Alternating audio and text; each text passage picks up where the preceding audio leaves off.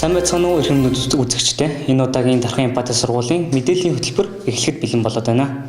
Юуны өмнө Дархан Эмпати сургууль нь инэрэнгүй хүмүүнлэх хүүхдийг бүтээх зорилготойгоор жил болгон сайн улсын аян зохион байгуулдаг үлээ. Тэгэхээр энэ удаагийн сайн улсын аянаар инэрэл зохицол сургуулийн чухал хэрэгцээт 3 ангийн 34 хүүхдийг хичээлийн хэрэгсэл, ном, оюун ухаан хөгжүүлэх тоглоом, гарын бэлгийг гардууллаа.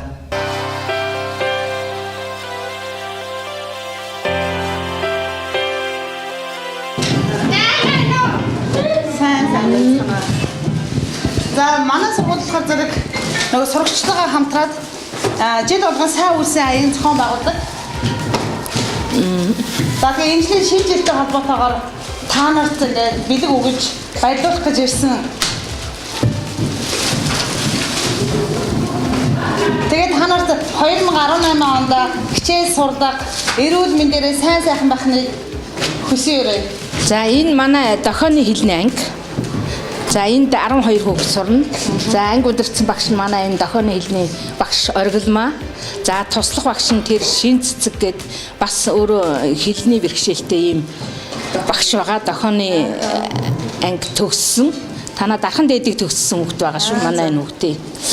За ингээд манай энэ хүүхдүүдэд танах ийм аян өрнүүлээд манай хүүхдүүдийн сурах үйл ажиллагаанд сургалтын хэрэгжил хүнд IQ-г хөгжүүлэхэд ийм их тусдын болж ийм бэлэгтэй ийм хэрэгэл битгүүнүүд ирж чад маш их баярлж байна.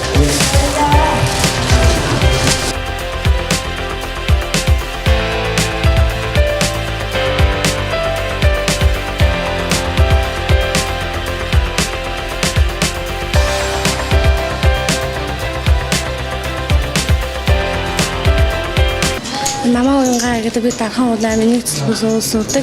За би 2016 оноос 2017 оны тусгай айлын би төрлөөр цанаар орлоо. За 50 м-тэй 100 м-тэй мөнгө медаль авсан. Дархан Эмпати сурагчдад ирсэн бидэд гарын бэлэг гарлуулсанд бас ном дэвтэр зарласанд баярлалаа.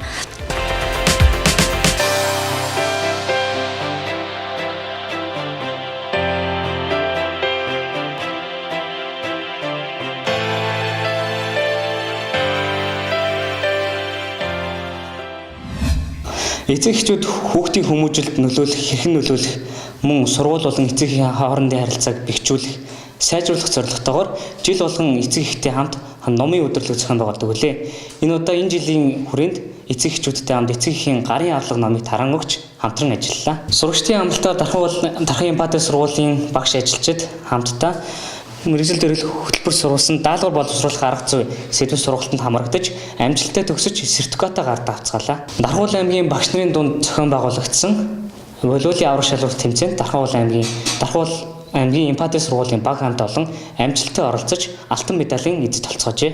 Мазаала математикийн түргэн бодолтын улсын олимпиадад манай сургуулийн хамт олон амжилттай оролцож алт хүрэл медаль болон 1-р зэргийн дипломыг гардан авцгаажээ. Хуулийн мөрдийн 21 согтууруулах ундааны хөдөлთა үйлчлэгэнд хяналт тавих аянд Дархан Эмпати сургууль нэгдэж хамтран ажиллахаар болсон байна.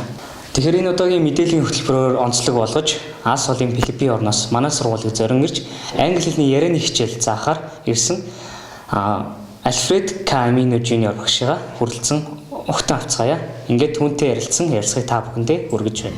Hello. Hi. Could you please introduce yourself, Mr. Alfred, to our viewers? Certainly. Greetings. I am Alfred B. Camino Jr. I come from the Philippines. I am a Filipino. I finished Bachelor in Elementary Education with concentration in English. After that, I was hired in a private school. I taught English, where we impose English speaking policy. I also finished my master's degree, Master of Arts in Education, major in Educational Administration. I got hired then in the Department of Education. That's a government school where I served as a classroom teacher. I got promoted. In fact, I reached the highest position in our country, called Master Teacher 1. I am also an ongoing student for my doctor's degree in philosophy, major in educational management. But after a couple of years, I realized that I need to do more. So I thought of going out of our country. That is why I am here at Darkhan Empathy School. Okay, what's your first impression about our school and our country? Oh, I thought that our school is a special place for teaching here in Mongolia. I believe that our country is very cold. Indeed, I felt that on my very first night here. But I found that the people are so warm. So it's like a cold place with a warm people, and that strikes a balance. How did our students welcome you? Oh, the students welcome me with their sweet smiles. I like it. I really felt that they are very respectful. Thank you so much for chatting with us, and wish you luck and have fun. Thank you also and welcome. Нийт 12 дугаар ангийн сурагчдад тэтгэлийн талаар мэдээлэл олгохоор 12 ангийн сурагч Тэмүүжин хүрэлцэн ирсэн байна. За ингээд ерөнхийдөө 12-ынхаа ингээд одоо тэтгэлэг энэ талаар ерөнхийдөө мэдээлэл өгье. Тэгээд ерөнхийдөө бол одоо Монгол улсад Оросын албаны улс, тэгээд Болгар, Унгар, Тайван, Румын одоо хэмжлэгийн ерөнхийдөө улсад аюул олон тэтгэлгүүд ерөнхийдөө зарлагддаг. Энэ ямар учиртай байдаг вэ гэхээр одоо Монгол болон тухайн улсын хоорондын харилцааг илүү баталгаажуулахын тулд мөн дээрээс нь одоо илүү динамик байхын тулд тэгээд одоо боловсрол хүчин бэлтгэхийн тулд одоо энэ хөтөлбөрүүдэд зарладаг байгаа. Тэгээд жишээ нь авч ярих юм бол Оросын албаны улсын тэтгэлэг. Тэгээд энэ хөтөлбөрийн ямар учиртай вэ гэхээр одоо Монголд одоо стратегический гэдэг одоо агентлаг байдаг. Тэр агентлаг дээр одоо хүүхдүүд маань бүртгэлээ хийгээд тэгээд мөн дээрээс нь одоо сайт Russia Study гэсэн сайт байгаа. Тэр сайт дээр өөрсдийн бүртгэлээ хийгээд тэгээд энэ хүү тэтгэлэг төлөвлөлт хамрагдах боломжтой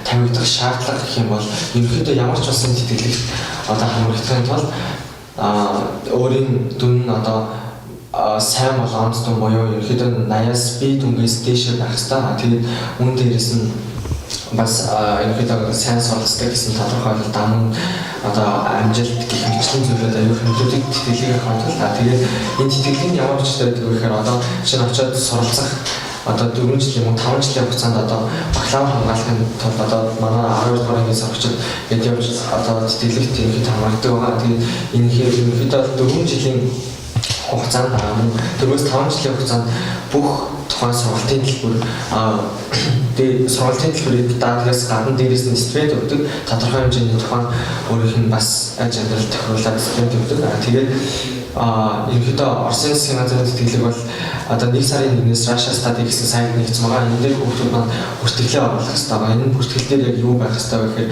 паспортны дугаар, цээж зураг, тэгээд өөрийн нэр болон одоо регистрийн дугаар гэх мэтлээ өөрийн бүх мэдээлэл гаргаж ирсэн ажил бүх юм байх хэрэгтэй. Тэгээд энэ хүн мэдээллийг явуулснаар буцаад эргээд хариу ирдэг байгаа. Тэгээд Оросын засгийн газрын тэтгэлэг болохоор 1-ээс 2 сарын хооронд ерөнхийдөө бүртгэлийг одоо хийх хэрэгтэй байдаг. Тэгээд энэ 3 сар гараад 4 сарын үед ирсэн гэсэн одоо Монгол дахь одоо Оросын одоо агентлаг байдаг. Энэ хүү агентлаг дээр очиж хүүхдүүд маань шалгалт өгснөөр тухайн тэтгэлэгт тэнцвүү бүрэн гэдэг нь шийдэгддэг.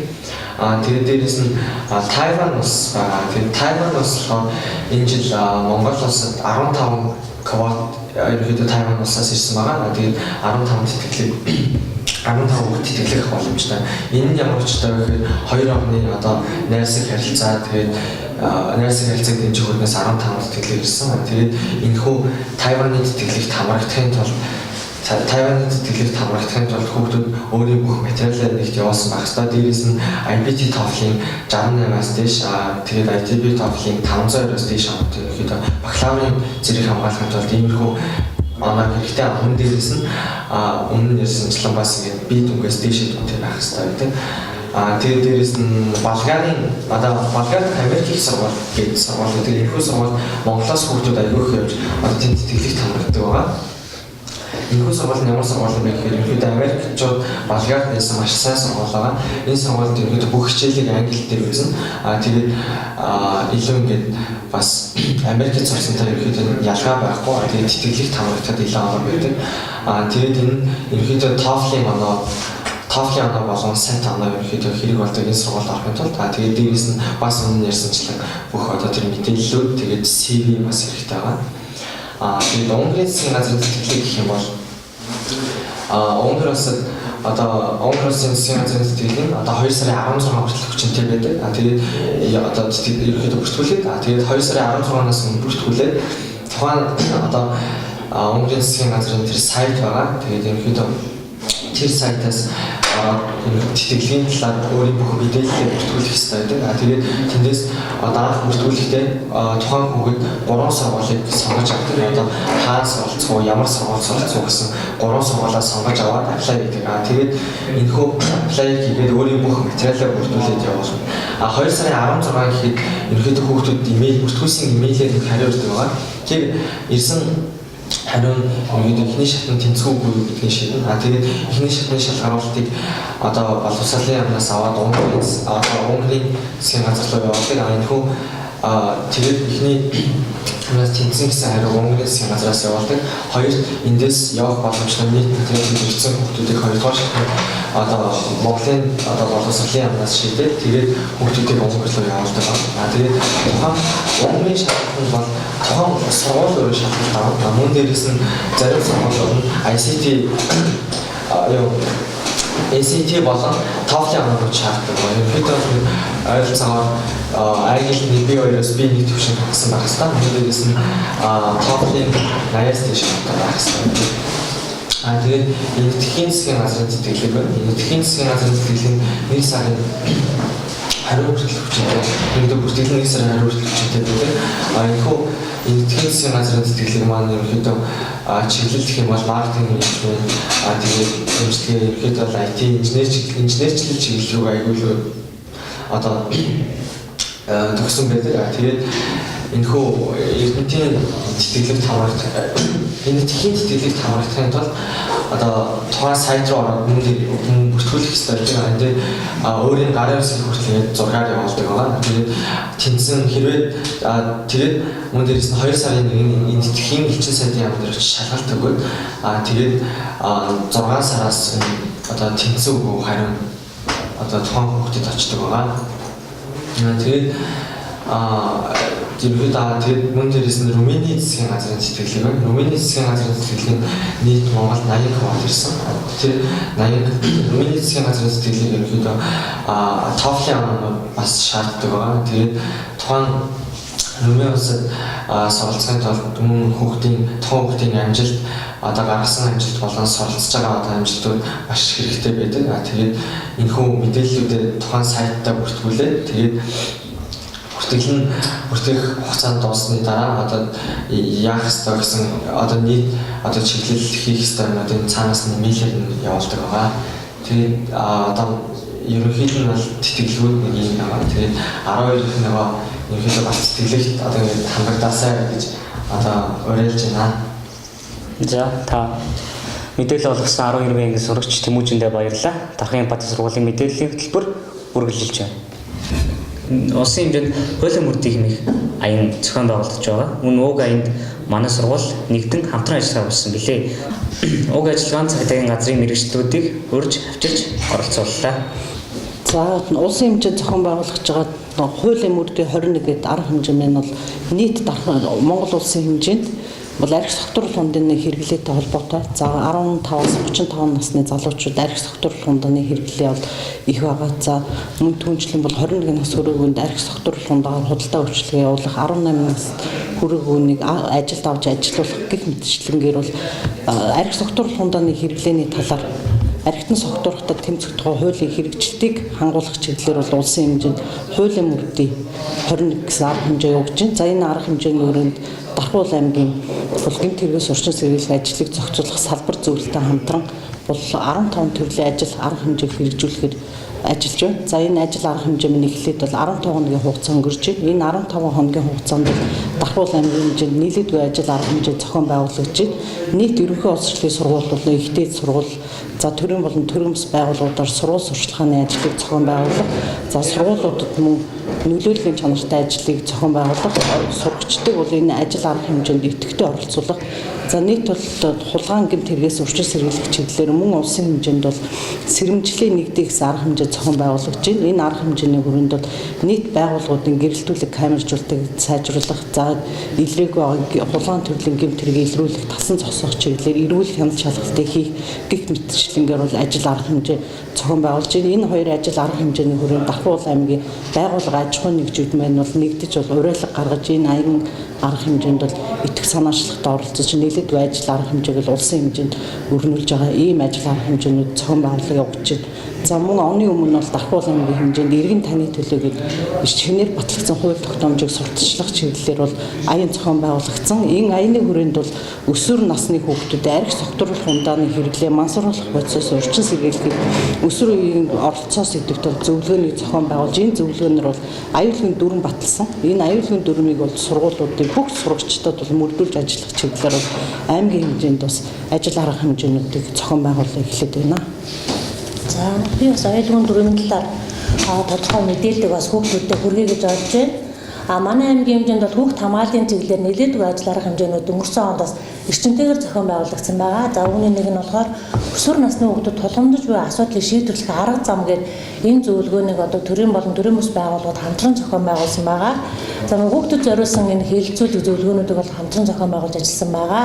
За аюулгүй дүрм маань яг ямар дүрм гарсан юм бэ? Өнөөдөр өсвөр насны хүүхдэд насныхан зориулсан аюулгүй дүрм. За энэ маань болохоор ерөөсөө хүүхдэд тулгарч байгаа бэрхшээлээс урьдчилан сэргийлэх цахим орчинд хүүхдэд ямар бэрхшээл тулгарч байна те? Хүүхэд цахим орчинд хэрхэн зөв аялах юм? Найз нөхдөө яаж сонгох юм? Том хүмүүстэй хэрхэн харилцах юм? Яаж зөв харилцааг эрхэмлэх вэ? Бусдыг яаж хүндлэх вэ? Хэрвээ хүүхдэд одоо нууц гэж байх юм бол ямар нууц вэ? Нууцаа яаж өөрөө хамгаалах юм бэ, тийм ээ? Мөн аав ээжээсээ нууц гэж байхгүй гэхээр ингээд 10 зүйлтэй юм аюулгүй дүрмийг бол бид аймгийн хэмжээнд гаргаад энэ дүрмийг өнөөдөр энэ 2018 оны 1-р сарын 20-ны өдрөөс эхлүүлээд бүх ерөнхий боловсролын сургууль, мэргэжлийн сургуулиуд, ихтэй сургуулиуд цэцэрлэгийн хүүхдүүдэд одоо түгээгээд үүнийг хэрэгжүүлэх тал дээр хүүхдүүдэд анхааруулan ажиллаж байгаа. За хүүхдийг эрслээ сэргийлэхэд зөвхөн одоо насан туршид юм аж ахуйн нэгж байгууллагын үүрэг хариуцлага гэж үзэхээс илүүтэйгээр хүүхдээс өөрөөс нь маш их зүйл сэргийлэх бас шалтгаалдаг байгаа. Үүнийг хүүхдүүд маш сайн ойлгох хэрэгтэй. Нийгмийн бүх харилцаанд бол хүүхэд эрх эдлэгч тийм ээ, нэг талаасаа эрх эдлэгч хэдийгээр үүний хажуугаар бол зэрэгцээд үүрэг байдаг. Үүргээ бол бүх шатндаа биелүүлээд наад захам одоо интернет цахим тоглоомын газар ороход өнөөдөр хүүхэд хэдэн цаг хүртэл хугацаанд хүүхэд тоглож болох юм тийм ээ. Нэг удаа орохдоо 2 цагаас илүүгүй хугацаагаар тоглоно. Цаанаас нь тоглох цагийн хугацааг заагаад өгчихсөн байгаа. Өвлийн өдрөлд явахаас ерөөсөөс 16 хүртэл насны хүүхдүүд өглөө өдрөлд 18 цагаас хойш цахим тоглоомын газар тоглохгүй гэж заагаад өгчихсөн байгаа. Амьдралын наад захын энэ дүрм журмуудаа өнөөдөр алхам тутамдаа бас биелүүлж явах шаардлагатай. За мөн энэ аяны хүрээндээ хуулийн мөрдөө 21 аяны хүрээнд ерөнхий боловсролын сургуулиудын орчим ажиллаж байгаа сургуулийн цагдаа эргүүл эцэгхийн эргүүл үүрэг гүйцэтгэж байгаа. За ихтэй сургуулиудын орчимд оюутан цагдаа эргүүл үүрэг гүйцэтгэж байгаа. За энэ эргүүлүүдийг бас эрчимжүүлэн ажиллаж байна. Эцэгхийн эргүүл үүрэг гүйцэтгэж байгаа эцэгхүүд маань бүгдэнд нь одоо өнөөдөр сургууль дээр нь очиод 1500 гаруй эцэгхэд бол бид нар сургуулийн цагдаа үүргийг хэрхэн гүйцэтгэх юм тийм ээ. Хүүхд хамгааллын чиглэлээр боловсролын хуультай холбоотой сургалтуудыг зохион байгуулсны үр дүнд эцэгчүүд маань яг хуваарийнхаа дагуу гараад одоо сургуулийн цагдаа эргүүлийн үүргээ бол гүйцэтгэн ажиллаж байна. За үүний зэрэгцээ хүүхдэд оролцооны байгууллагын нөгөө өсвөрийн цагдаа өсвөрийн сэргийлэгч бүлгэм гэж байж байгаа. За өсвөрийн сэргийлэгч бүлгэмийн хүүхдүүд маань бас өнөөдөр сургуулийнхаа орчинд хүүхдэд хамгаалахаар эрслээс урьдчилан сэргийлэх чиглэлээр хуваарийн дагуу эргүүлийн үүрэг гүйцэтгэж ажиллаж байгаа. Мөн 2017 онд тийм аймгийн гэмтрээс урьдчилан сэргийлэх ажлыг зохицуулах зөвлөлөөс иргэн таны төлөө 45 хоногийн аяныг зохион байгуулсан байгаа. Энэ ажлын хүрээнд нь бүх аж ахуйн нэгж байгууллага шалгалтанд хамрагдсан байгаа. За энэ болохоор ерөнхий боловсролын бүх сургууль хамрагдсан. Үүний дотроос манай Дархан Эмпати сургууль бас хамрагдсан байгаа. 2017 онд бол Дархан Эмпати сургуулиас мань гэмтэр үзэгчд холбогдсон хүүхэд байхгүйгээр гэмтрээс урьдчилан сэргийлэх ажлыг одоо бид бүхэнтэй хамтран одоо ингэж амжилттайгаар хэрэгжүүлж ажилласан бас талархаж байгаагаа илэрхийлье. Хуулийн мөрдөө 21 аяны талаар мэдээлэл олгосон цагдаагийн албаагчтай баярлалаа.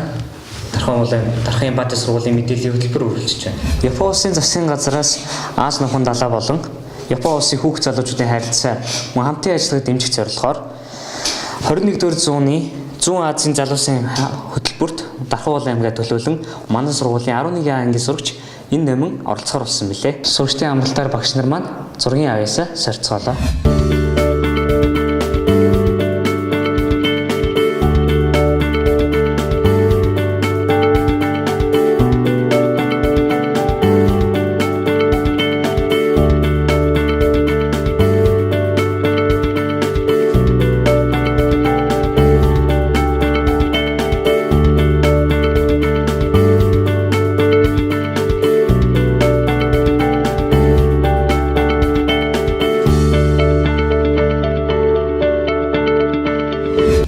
Мэдээллийн хөтөлбөртэй хамт байсан та бүхэндээ баярлалаа.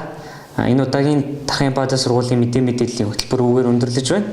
Та бүхэндээ Тамир хамт байлаа.